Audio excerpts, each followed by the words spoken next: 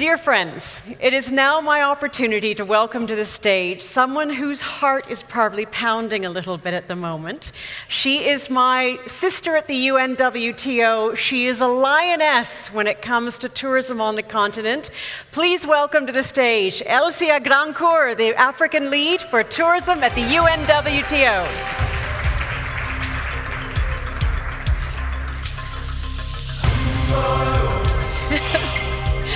Madam, the hot seat has been warmed up by Joe, so thank you very much for that. We are thrilled that you are here, as exactly as was said with the Honourable Ministers, being here, it demonstrates a commitment to the industry. So the UNWTO showing up is incredibly important. But one very important question for you. Who is the UNWTO? Thank you, Anita. And allow me, first of all, to recognize Honourable Minister Patricia De Lille, and also the chair and the CEO of TBCSA, as well as the Northwest Province, and all the people here, having welcomed UNWTO and giving us the opportunity today to share really what is our role as a United Nations specialized agency in the field of tourism. And the leadership vision, as you may know it, is really we recognize the challenge that this industry has, but also we identify the ability that the sector has to overcome these challenges, but at the same time use the opportunities, especially for us to push forward responsible tourism and in achieving the 17 SDGs. And one thing I want to share also is the leadership's vision is anchored on 5 core pillars. And that is to promote a smarter tourism through innovation and digital transformation. And I think that has been key through the experience we've all had through COVID, but also to promote a more competitive environment in the sector through promoting investment as well as entrepreneurship, but also to create more and better jobs, and also to provide the responsible training and capacity building that the sector really needs. And also one point that was touched upon by the Honourable Minister is building resilience and also in promoting safe and seamless travel. And lastly, that's harnessing the unique opportunities that culture and the national heritage we all share has, and also to support the communities, both economically and socially. And lastly, just to sum up, I want to say that UNWTO, we're dedicated to promoting tourism as a key driver for economic growth, as well as inclusive development and environmental sustainability. And of course, from a global scale, also to share knowledge and also drive tourism policies globally. And then, of course, we have the specific agenda that is related to our region, Africa, that I can share as we go along the conversation. Because I'm curious to build on exactly that. So practically speaking, philosophically and from a mandate perspective, you've been great in covering that off. Practically speaking, how would you work with a country like South Africa, a group like TBCSA, to help them fulfill their agenda alongside yours? Sure. Also, I wanted to mention, alongside working with the public sector, and today I think this conference really shows that relationship between both the public and the private sector. And having, as you said, the other minister from Internal Affairs present today, as well as Transport, is a testimony to that. But not only do we help to member states to drive their national policies, but also we work with the private sector under our affiliate membership. And this is where we're able to push the different initiatives that we are putting forward. But also I want to highlight that within the Africa region, it is one region whereby we dedicate most of our support in giving the technical assistance. Case in point, you just mentioned about statistics. We developed the methodology for the tourism satellite account, and of which South Africa embraced it. And now you have other countries in the region also working with our group of experts in setting up this up, because one area that we feel there is a huge gap, and it's a challenge on the continent, is data collection, data analysis, which is key to help make decisions and also provide the policy framework that countries needed really to propel the tourism sector. Brilliant, thank you. Now, one of the challenges between public and private sector is that often the private sector can think, but you people in the UN, you people in government, you don't understand us.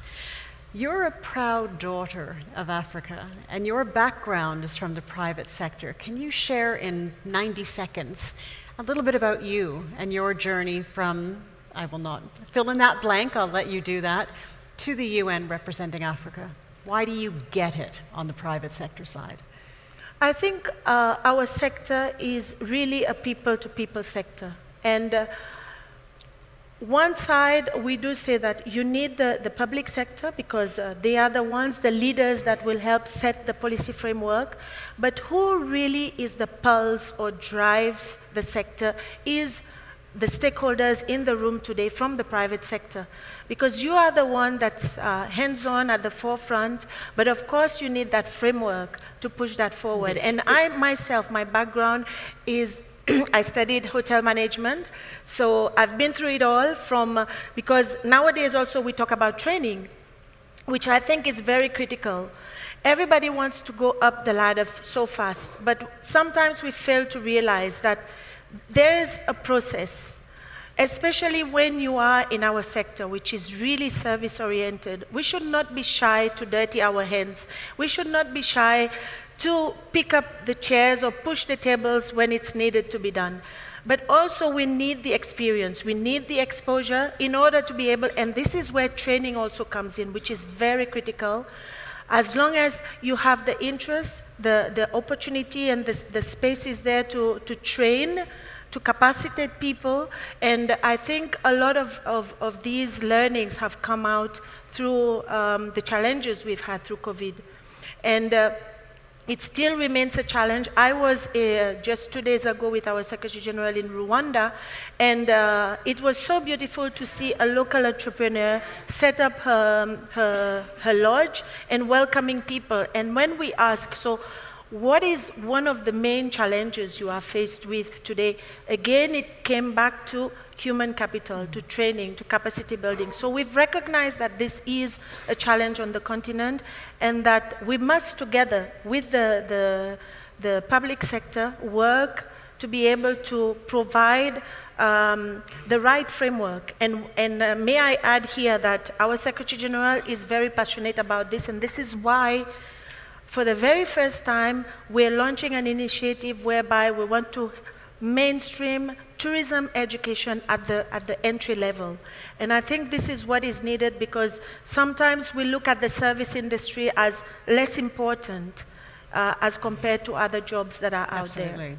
So to that point, with you starting, and it was interesting last night, the number of people that recognized you from your former life when you were leading tourism in the Seychelles, your home country. As we look to the future now, we see that the world is reopened and the world is recovering in many areas in terms of tourism. But we also see that all of the conversations we had in the last 2 years of things we were not going to do, because we knew we were dealing with issues of overcrowding and over-tourism. We knew we weren't dealing with sustainability. We knew we weren't dealing with equity, and we committed to doing it. But now that we're chasing the numbers and we're trying to get the arrivals and the spend and the investment, muscle memory is kicking in, and we're seeing the risks being built into the system again. For you personally, as Elcia, so not your UNWTO card, but Elcia, what did you learn during the pandemic that is helping you make your tourism contribution to Africa smarter in terms of how to really recapture that growth momentum? I think two things I want to underscore from the question that you ask. First of all is, I think we all miss that people-to-people contact.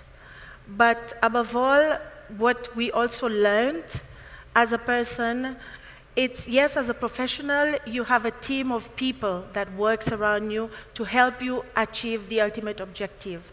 But also there is a team in each and every one of our household that is supporting us, being understanding, more than understanding, with us being away from our loved ones. And I think for me this is one of the most important things that make you realize that, yes, you need the energy to be able to do the work that you do, but also what is central is having your loved ones being understanding to be able to help you push forward the work that you are doing. But with the question that you've asked, how do we now move forward to be able to ensure that our continent also maximize on the benefit of the sector? I think there's a lot of lessons that's been learned. We've also recognized that sometimes it's not just important to lay the framework to be able to welcome the visitors, but also let's look inside.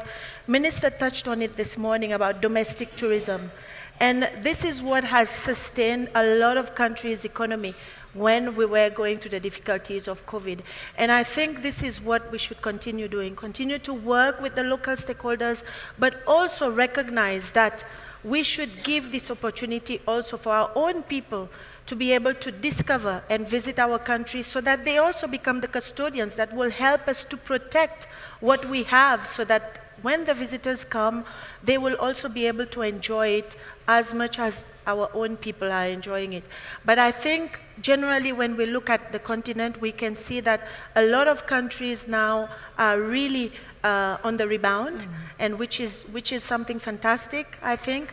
The challenges are still there, but we are committed as we are a member-driven organization to continue to work with our member states to help develop the sector. Indeed. And so based on that, if we look at prioritization of opportunities, because so much needs to be rebuilt and recovered and reimagined, when we look going forward and we look at South Africa, I'm going to get myself and you in trouble by saying this on the stage, but you expressed to me in our conversation yesterday about the significance of South Africa's role on uplifting the continent as a whole.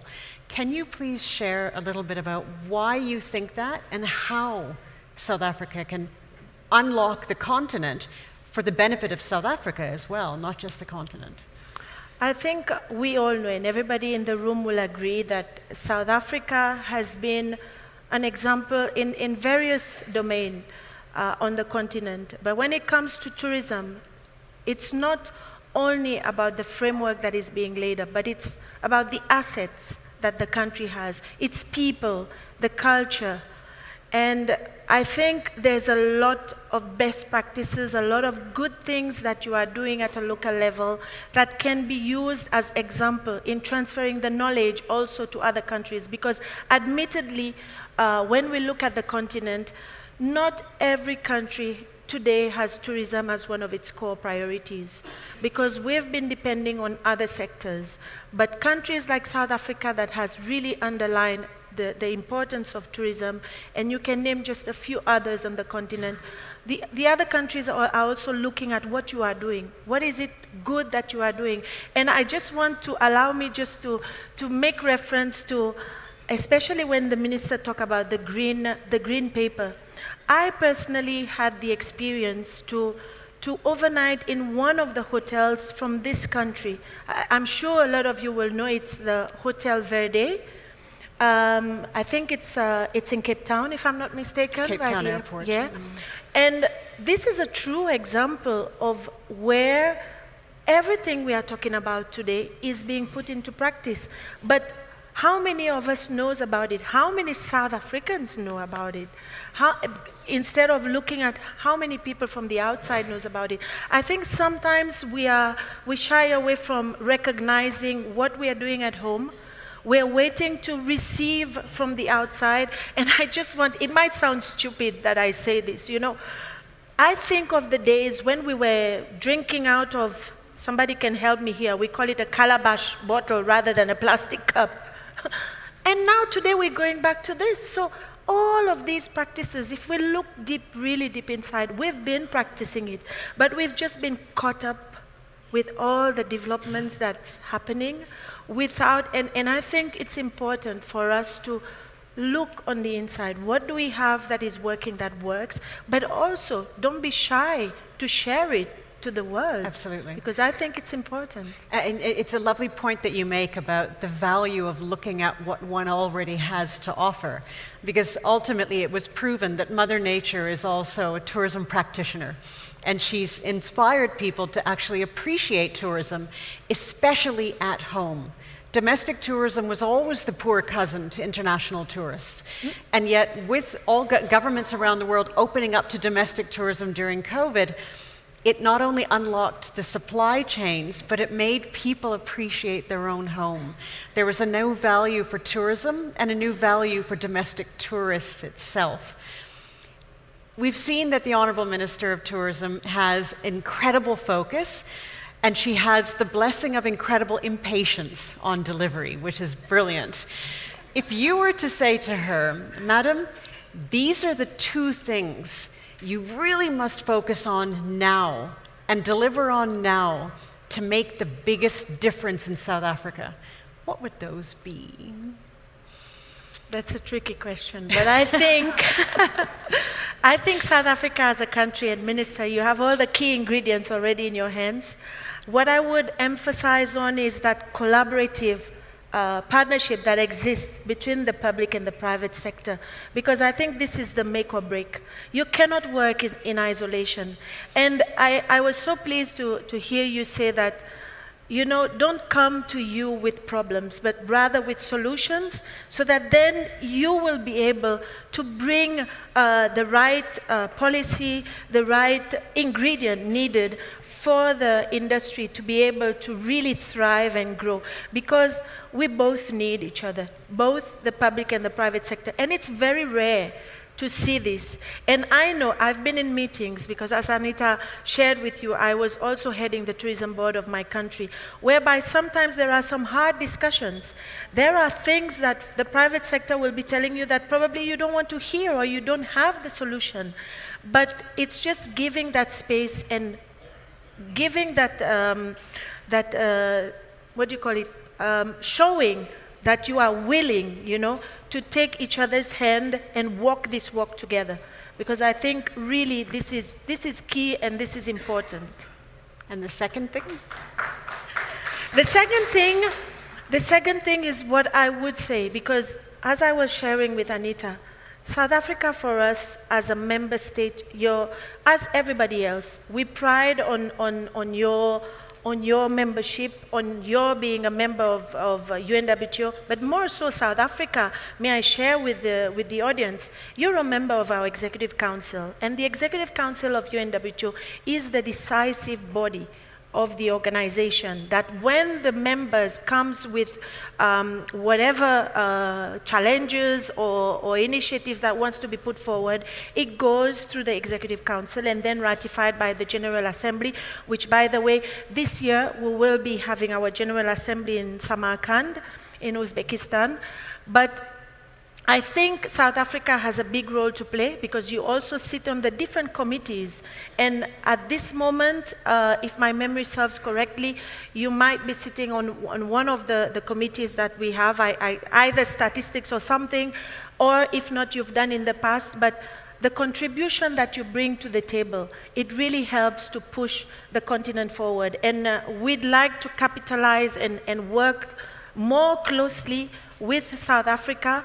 And why not, Minister, if we work with your team to be able to bring one of those big events that we do, but not just for the sake of bringing an event and discussing, but to really look at what is the country needing, what key area that you want to focus on, that together with you, with the private sector, we will be happy to work with you and do something for the region as well. Brilliant. Thank you. So, I have a 60-second challenge for you. In 60 seconds, to the private sector community here, what is your word of proceed with caution when it comes to being the engine for growth? As we look to growth, what is your proceed with caution? Beware of the risks. I think the risk will always be there, as the challenges and all, but I think we have a lot of seasoned stakeholders in the room. You know what are the challenges that you're faced with, what are the shortcomings that you have within the country itself. But again, I will go back to don't be shy to approach the relevant stakeholder to be able to find the solutions, but find the solutions together. Because yes, it's a competitive environment, but I think there is also the complementary aspect that comes with it. As within different countries on the continent, we know that different destinations complement one another. So I would again emphasize on that collaborative effort, on having discussions, open discussions, no matter how tough it is, but to address and find solutions together. And it's interesting, because if we all think of last night's opening function and Chief becoming very unpopular and having to pull people away from the bar, there is now, because of the challenges, that open conversation, the desire to work together and to really turn on the growth, because there is a higher level of appreciation of the industry itself. So it's wonderful to know that the UNWTO has the back of South Africa and is backing support of that. We're very grateful that you've been here. You're being here next year in 10 seconds. What would you hope to see? Oh, wow, maybe a much bigger room, but with more people. But again, having the minister probably proudly saying that, yes, I now have more solutions than the challenges, as I say, will remain, but at least it will show that we are not just always looking at our glass half full, but half empty, but rather half full. So that's what I would love to see. Brilliant. And with that, with our Time's Up screen glowing red, my dear sister and friend and colleague, we thank you. Thank you for being with us, and we look forward to having you back. Thank you. Excellent. Ladies and gentlemen, Elcia Grandcourt.